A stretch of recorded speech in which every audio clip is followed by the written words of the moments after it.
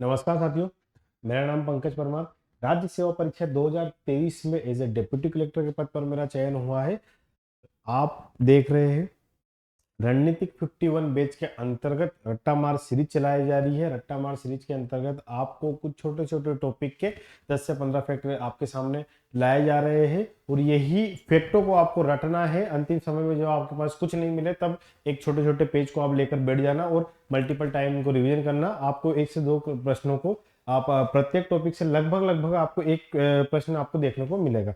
रणनीतिक 51 बैच मात्र 1499 में आपको रक्षा एकेडमी के ऐप पर उपलब्ध है। आप उसको एक्सेस करिए और उसके साथ साथ आप रट्टा मार सीरीज, एक हमारे आनंद सर द्वारा पॉकेट सीरीज बनाई जा रही है जिसमें कुछ कुछ 10 से 15 फैक्ट आपको लाएंगे एक पूरे सेगमेंट से और उनमें जिसमें करंट आधारित फैक्ट भी होंगे, स्पोर्ट्स वाले फैक्ट भी रहेंगे और साथ ही साथ में जो कॉम्बो ऑफर आपको मिलेगा वो 100 से 110 एफएलटी का है। जिसमें कैसे नेगेटिव मार्किंग में आपको डील करनी है, कैसे चीज़ों को सोल्व करना है, एग्जाम में आपको किन चीज़ों पर ध्यान रखना है, इन सब चीज़ों के बारे में आपको बताया जाएगा, है ना। रट्टा मार सीरीज का आज का हमारा टॉपिक है उपनिषद। कल हमने पढ़ा था वो पढ़ा था वेद। वेदों में हमने पढ़ा था उपनिषद। प्रत्येक वेद के अपने उपनिषद होते हैं। उपनिषद में जो उपनिषद है ना, उप का मतलब निकट और निषद मतलब जो होती है वो धातु होती है। उप और निष दो धातु से मतलब मिलकर बना है। सॉरी, यहाँ पर पेन चालू नहीं हुआ है ना।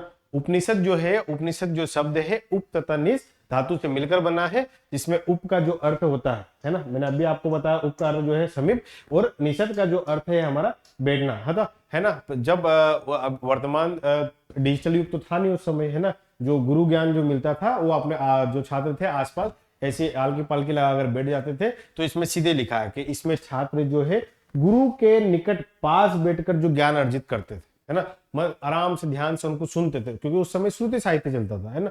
ध्यान से उनको सुनते थे, है ना। इसीलिए इसको उपनिषद कहा गया है, क्योंकि ये वह ज्ञान है जो गुरु के पास निकट बैठकर सीखा गया है। इसका जो मूल ये है कि उपनिषद जो है वेदों के अंतिम भाग है, इन्हें इसलिए इन्हें वैदिक साहित्य भी कहा जाता है। क्या कहा जाता है? वैदिक साहित्य भी कहा जाता है। अगला जो हमारा फैक्ट रहेगा, ठीक है, उपनिषद क्या है? वेदों के अंतिम भाग है, इसलिए इन्हें वैदिक साहित्य भी कहा जाता है, ठीक है ना। और अगला जो है, इनकी संख्याओं पर बहुत विचार मंथन होता रहता है, पर मूल रूप से जो उपनिषदों की संख्या है जो मानी गई है वो 108 है ना। लेकिन आदि गुरु शंकराचार्य, है ना, जिनके बारे में हम ओमकारेश्वर में जाएंगे तो उनकी बाल मूर्ति वहां पर हमको देखने को मिलेगी। आदि गुरु शंकराचार्य ने क्या कहा कि सिर्फ 108 नहीं, मात्र 10 जो उपनिषद है उन्हीं को हम प्रमाणिक मानते हैं, क्योंकि वो प्रमाणिक और प्राचीन माना जाता है। जो 10 हमारे उपनिषद कौन कौन से है, आपको 10 उपनिषदों के नाम मैं यहाँ पर देखकर आपको बता दूंगा, पर आपको 10 उपनिषदों के नाम याद करके रखना है। पहला उपनिषद है ईश, दूसरा उपनिषद है केन, कट, प्रश्न, है ना। 4 आपको याद हो गए। 4 कौन कौन से हो गए? ईश, केन, कट, प्रश्न, है ना। 4 आपको याद हो गए। आपको धीरे धीरे तोड़ तोड़ के चलना है कि पहले 4 याद कर लो कौन कौन से, ईश, केन, कट और प्रश्न। फिर आप अगले 4 याद कर लो, मुंडक, मांडुक्य, तेतरी और ऐत्रेय, है ना।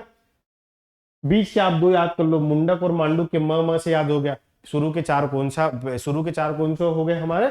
इस, केन, कट और प्रश्न। अगले हमारे हो गए मुंडक, मांडुक्य। अगले हमारे हो जाएंगे कौन से हो गए? 6 हमारे हो गए। अगले हमारे हो जाएंगे छांदोग्य, बृहदारण्य उपनिषद, ठीक है ना। ये हमारे हो गए। आपको पूरे 10 उपनिषद यहाँ पर लाइन भी दे रखी है, इसको आपको पूरे याद करके रखने हैं। एक छोटी सी यहाँ पर डायग्राम बनाया गया है जिसमें कहा गया है कि जो हमारा उपनिषद है, ठीक है, उपनिषद, वेद और उनके उपनिषद, ठीक है ना। जैसे हम पढ़ेंगे कि ऋग्वेद के कितने उपनिषद है, तो आपको याद होना चाहिए कि ऋग्वेद के जो उपनिषद है उनकी संख्या 10 है ना। हमारे शुक्ल यजुर्वेद है ना, ये यजुर्वेद को 2 भागों में बांटा गया है, शुक्ल और कृष्ण। दक्षिण में कृष्ण था, उत्तर में शुक्ल था, है ना। तो शुक्ल यजुर्वेद और कृष्ण यजुर्वेद की भी अपनी अपनी संख्या है। शुक्ल यजुर्वेद की जो संख्या है वो है 19 और कृष्ण यजुर्वेद की जो संख्या है वो क्या है? 32, है ना। तो ये 32 हो गया हमारा। अगला जो हमारा वेद होता है सामवेद। सामवेद के 7 स्वर थे। 7 स्वर में जो उपनिषदों की संख्या बताई गई है वो है 16, है ना। अथर्ववेद, अथर्ववेद में जो उपनिषदों की संख्या बताई गई है वो 31 है, ठीक है ना। सबसे ज्यादा अगर उपनिषद मिलेंगे तो आपको यजुर्वेद में मिलेंगे, क्योंकि शुक्ल यजुर्वेद में 19 है और कृष्ण यजुर्वेद में 32 उपनिषद मिलेंगे। दोनों का अगर कैलकुलेशन भी करेंगे तो वो सबसे ज्यादा आएगा। अथर्ववेद में दूसरे नंबर पर आता है 31 उपनिषद, सामवेद में 16 उपनिषद और जो सबसे कम उपनिषद है वो ऋग्वेद में, है ना। तो ये हमारे छोटे से फैक्ट याद हो गए। अब अगले जो हम चलेंगे, पूरे जो हमारे 10 उपनिषद है, प्रमुख उस उपनिषद जो इतने में है, उसको जो मुख्य मुख्य है उनमें क्या क्या बातें कही गई है, इनके बारे में हम थोड़ा सा पढ़ेंगे, ठीक है ना। पहला जो हमारा उपनिषद है, हमने देखो शुरू के 4 हमने कौन कौन से पढ़ाया था, इस कट प्रश्न और जो मांडुक्य है ना, मांडुक्य हो गया, मुंडक हो गया है ना, वृहदारण्य उपनिषद हो गया। 6-7 तो मैंने आपको ऐसे मुंह से बोल के बता दिए। इस केन कट प्रश्न, ये 4 हमारे थे। फिर प्रश्नों उपनिषद, फिर मुंडक मांडुक्य हो गया, वृहदारण्य हो गया, ठीक है। तो पहला जो उपनिषद है ईशो उपनिषद, ठीक है ना। यह उपनिषद जो हम गीता का निष्काम और स्वार्थ सिद्धांत देखते हैं ना, कौन सा, निस्वार्थ हो निष्काम भाव से, है ना, कि आप अपना कर्म करते जाओ और फल की चिंता मत करो, और आपका जो कर्म है वो निष्काम, है ना, बिना किसी मतलब लोभ लालच के होना चाहिए। निष्काम और निस्वार्थ भाव की जो हमको जानकारी मिलती है वो ईशो उपनिषद में इसका उल्लेख किया गया है ना। निष्काम जो गीता का जो पाठ है वो यहीं से लिया गया है। अगला जो हमारा है केन नदी वाला है, केन उपनिषद, ठीक है ना। इसमें ब्रह्मा को सर्वशक्ति माना गया है ना, कि अंतिम रूप से अगर हम जाएंगे तो ब्रह्मा के पास एक ऊर्जा स्वरूप चले जाएंगे, तो ब्रह्मा को सर्वशक्ति के रूप में माना गया है, क्योंकि उस समय जो हमें ज्ञान मिलता था वो ब्रह्मीय ईश्वरीय ज्ञान के रूप में था। तो इस उपनिषद में जो हमारा है केन उपनिषद में, अब वो क्या है, वो ब्रह्मी ज्ञान को माना गया, जो ब्रह्मा को सर्वशक्तिमान माना गया है। अगला जो हमारा उपनिषद आता है वो कट उपनिषद, क्योंकि आपको ऐसे ही याद करके रखना पड़ेगा। इस उपनिषद में है निष्काम, जो गीता का जो निष्काम और निस्वार्थ भाव का जो दिया गया है वो उसका उल्लेख किया गया है ना। फिर आपका जो अगला है वो क्या है, प्रश्नोपनिषद, है ना। प्रश्नोपनिषद में कहा गया है कि इसमें प्राण शक्ति को संसार का आधार बताया गया है, ठीक है ना। प्रश्नोपनिषद में जब हम किसी से वाद विवाद करेंगे तो हमारे जो एनर्जी है उसको प्राण शक्ति बोल लेते हैं। प्राण शक्ति को इसमें संसार का आधार बताया गया है, और सूर्य ही समस्त जगत को प्राण शक्ति देता है। मैंने एनर्जी की बात करी, आपको एनर्जी कहाँ से मिलती है, वो सूर्य से मिलती है। प्राण शक्ति का जो उल्लेख किया गया है वो प्रश्नों उपनिषद में कहा गया है। अगला जो हमारा आता है मुंडक उपनिषद, है ना, 2 है, एक मुंडक उपनिषद है और अगला मांडुक्य उपनिषद है। दोनों में आप मैच मत कर जाना कि कैसे आप मुंडक उपनिषद में, मुंडक और मांडुक्य दोनों में डिफ्रेंशिएट करना। मुंडक उपनिषद में जो बेसिक जानकारी हमको मिलती है वो ये है कि आप ज्ञान तो लोगे, है ना, गुरु ज्ञान जो मिलता है ना, तो यदि उसके कैसे क्या कहा, मतलब जो बोला गया लाइन पढ़ना कि इस उपनिषद में ये बताया गया है कि मनुष्य गुरु के बिना, है ना, ज्ञान मैंने बोला किससे लोगे, गुरु, और जब तक आपका गुरु मिलेगा नहीं, है ना, जैसे मैं आपको चीजें बता रहा हूँ कि आपको किन किन चीजों का ध्यान करके रखना है, ऐसे ही इस उपनिषद में, मुंडक उपनिषद में बताया गया है कि यदि व्यक्ति के पास कोई गुरु नहीं है तो वो दिशा से भटक जाता है। लक्ष्य तो प्राप्त करेगा पर समय लगेगा, ठीक है ना। तो ये आपको याद कर रखना है, मनुष्य गुरु के बिना दिशा भटक जाता है, परंतु गुरु स्वयं भी ब्रह्मनिष्ठ होना चाहिए, ऐसा नहीं, दोनों एथिकल होना चाहिए। ऐसा नहीं कि बच्चा एथिकल और गुरु मतलब कुछ कर्मकांड करता रहे, पर नहीं, दोनों ही एथिकल हो गए, तभी आपको जो अंतिम जो लक्ष्य है हमारा निर्वाण प्राप्त करने का, ब्रह्म ज्ञान प्राप्त करने का, वही आपको दिलाएगा, ठीक है ना। ये मुंडक उपनिषद की बात हो गई। फिर अगला जो हमारा हो गया वो मांडुक उपनिषद हो गया। इसमें ब्रह्म को जो है साकार और निराकार दोनों, कि ब्रह्मा की आप जो सगुण और निर्गुण बोलते हैं ना, कि आप सिर्फ बोल के भक्ति कर लो या फिर कोई मूर्ति के रूप में भक्ति कर लो, इसमें कहा गया है मांडुक्य उपनिषद में ब्रह्म को साकार और निराकार दोनों स्वरूप में इसका वर्णन किया गया है ना। साकार और निराकार जो वर्णन किया गया है कि है भी नहीं भी है ना, और किस रूप में भी है, और हवा में पानी है, ये निराकार वर्णन हो गया। साकार वर्णन मतलब आपने उनकी मूर्ति स्थापित कर दी, ये हो गया।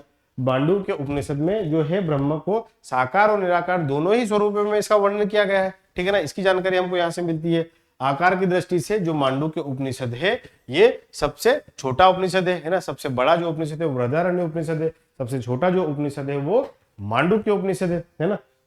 फिर अगला जो उपनिषद है हमारा तैत्तिरीय उपनिषद। इस उपनिषद में अन्न के महत्व को प्रदर्शित कहा गया है, और अन्न ही जीवन का आधार है। आज भी हम बोलते हैं कि रोटी कपड़ा मकान में, यदि हमको रोटी नहीं मिले, है ना, तो बिना कपड़े के आप झाड़ फूक, जैसे पुराने समय में जो जब हम एक विकास की इरा में थे, जब हमको कपड़े नहीं भी मिलते थे तो भी आदमी जी लेता था, पर खाने का कुछ तो होना चाहिए ना। तो इसमें कहा गया कि अन्न को जीवन का आधार कहा गया है। किसमें कहा गया है? तैत्तिरीय उपनिषद में कहा गया है। अगला जो हमारा उपनिषद है ऐतरेय उपनिषद, ये किसका पार्ट है? ऋग्वेद का पार्ट है।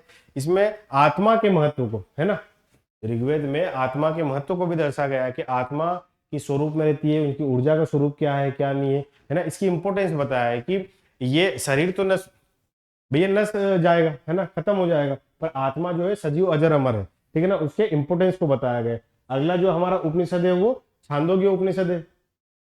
अब छांदोग्य उपनिषद में क्या कहा गया है ना, छांदोग्य उपनिषद जो है हमारा सामवेद का उपनिषद है, सबसे प्राचीन उपनिषद माना गया है, छांदोग्य उपनिषद को सबसे प्राचीन उपनिषद माना गया है। इसमें सर्वप्रथम देवकी पुत्र कृष्ण का उल्लेख हमको मिलता है ना, छांदोग्य उपनिषद में देवकी पुत्र कृष्ण का सर्वप्रथम उल्लेख मिलता है, ये आपका एक फैक्ट हो गया है ना। इसमें और छांदोग्य उपनिषद का दूसरा सबसे महत्वपूर्ण फैक्ट है तीन आश्रम, आश्रम व्यवस्था का जो वर्णन हमको मिलता है, तीन आश्रम जो हमारा रहता है, कौन सा रहता है, पहला 0 से 25 वर्ष तक ब्रह्मचर्य, 25 से 50 वर्ष तक गृहस्थ है ना, फिर उसके बाद 50 से 75 वानप्रस्थ्य, इन तीन आश्रम के जो शुरू है कौन कौन से है, ब्रह्मचर्य गृहस्थ वानप्रस्थ्य, इन तीनों ही आश्रम का उल्लेख हमको छंदोग्य उपनिषद में मिलता है। और चौथा आश्रम हमारा जो है सन्यासी वाला, उसका उल्लेख हमको अश्वलाय के गृह सूत्र में मिलता है।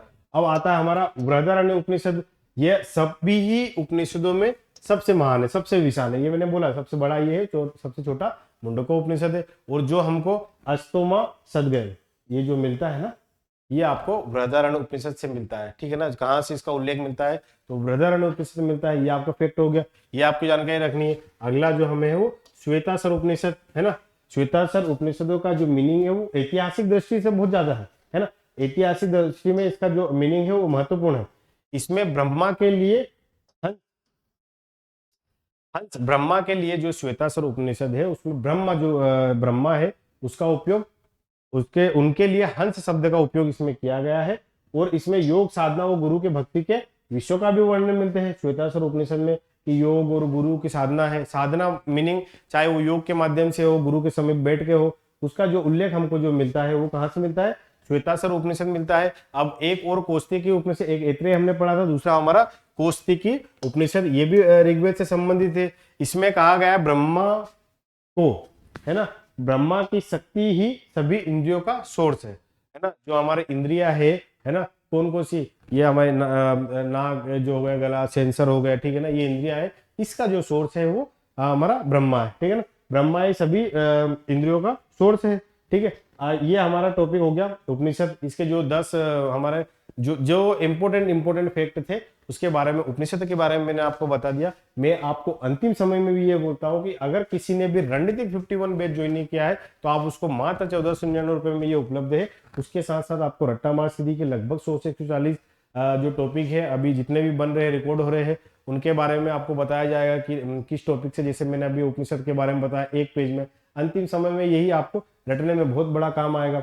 आनंद सर हमारे जो है वो पॉकेट सीरीज लेकर आ रहे हैं। पॉकेट सीरीज में जैसे मान लो इसमें से 2-4 फैक्ट ढूंढ लिए, वेद में 2-4 फैक्ट लिए, वो सब छोटी छोटी चीजों को आप मल्टीपल टाइम रिवीजन कर सकते हो। और उसी के साथ साथ एक बम्पर आपको चीज मिलेगी 100 से 10 FLT, इसमें कैसे नेगेटिव मार्किंग में आपको डील करनी है इसके बारे में बताया जाएगा, और कि एग्जाम हॉल में आपको किन किन चीजों का ध्यान रखना है उसके बारे में आपको बताया जाएगा, और कैसे आप एक अच्छा स्कोर करके प्रीलिम्स पास कर सकते हो उसके बारे में आपको बताया जाएगा। तो नमस्कार साथियों, मिलते हैं हम हमारी अगली क्लास।